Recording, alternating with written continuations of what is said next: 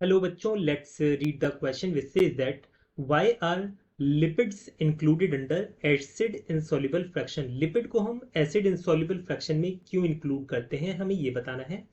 Here the key concept for this question is analysis of chemical composition. Analysis of chemical composition.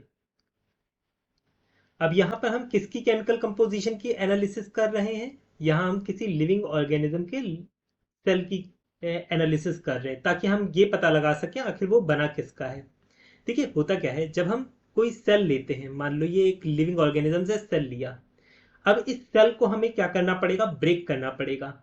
Obvious सी बात है, ये cell में cell wall हो सकती है, सेल मेम्ब्रेन हो सकती है. अगर ये प्लांट का सेल है तो इसमें सेल वॉल भी होगी. तो इस सेल वॉल को हमें ब्रेक डाउन करना पड़ेगा ताकि हम इसके अंदर की चीजों के बारे में पता लगा सकें. तो हम करते क्या है, इस लिविंग सेल को हम करते क्या है, हम मोर्टर और पेसल से लेकर इसे ग्राइंड कर देते हैं. इसके अंदर हमने डाला ये सेल को, ठीक है. मान लो एक लीफ है, लीफ से हम इस सेल को आइसोलेट करेंगे. हम क्या करेंगे, इसे अच्छे से पीस लेंगे. जब हम अच्छे से इसे पीसेंगे तो हम इसमें एक एसिड मिलाते हैं जिसे हम बोलते हैं ट्राइक्लोरो एसीटेट. ट्राइक्लोरो एसीटेट, इसे हम ट्राइक्लोरो एसिटिक एसिड के नाम से भी जानते हैं. जब हम इससे अच्छे से ब्रेक डाउन कर देंगे इसकी सेल वॉल को, तो इसमें सेल मेम्ब्रेन होगी, वो भी रप्चर होगी. इसकी जो सेल मेम्ब्रेन होगी, सेल मेम्ब्रेन, वो किसकी बनी होती है? सेल मेम्ब्रेन एक लिविंग सेल की बनी होती है फॉस्फोलिपिड की. फॉस्फोलिपिड की.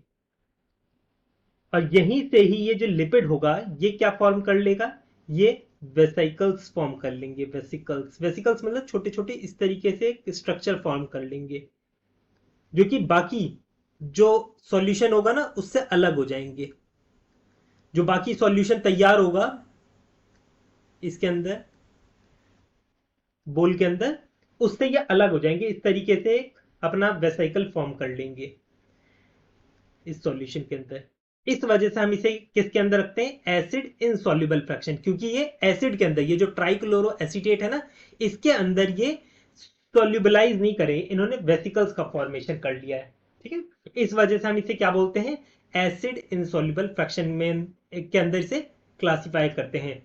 तो आप इसे किस तरीके से लिख सकते हैं? आप इसे इस तरीके से लिख सकते हैं, because it forms vesicles which are not soluble